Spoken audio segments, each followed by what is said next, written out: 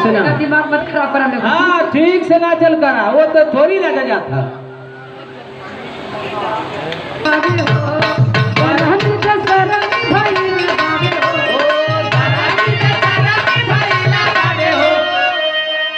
छाते पे चाला फाइल बावे हो।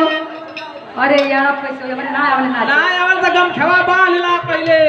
हाँ ई है ऐसे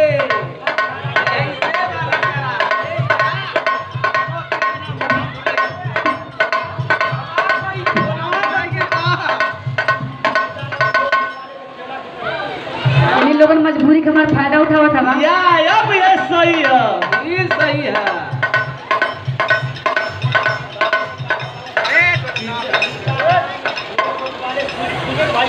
सीताराम चेला, सुजीत भाई के चेला, सीताराम के चेला सुजीत भाई की तरफ से लोट पोट वाले, टोट पोट वाले की लोट पोट वाले जैसे न हो गए। हाँ लोट पोट वाले 101 में पुरस्कार। गरमी बेसरमी भइल बावे हो।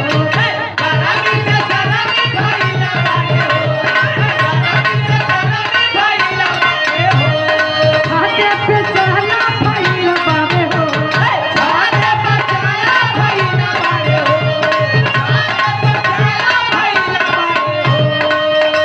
अरे भिजाता बिछना देना डोलाई देता हो ना ये राजा हो ये सैया हो हमारा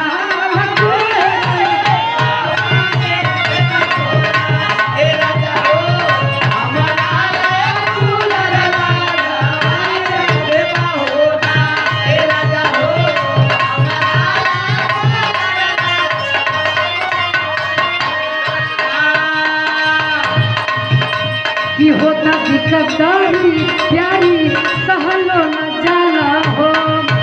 हर दहिया पसीज गइल भीज गइल ऐसा न जाना। हाथ नोटिया पीछे से गिरता हो। मछिया बिछाइए देता हो ना।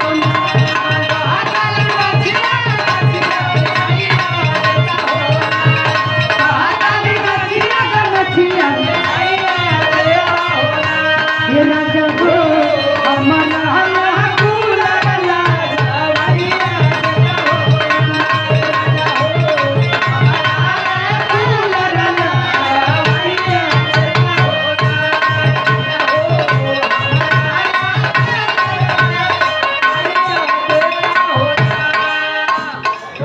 बड़ा बढ़िया गीत कर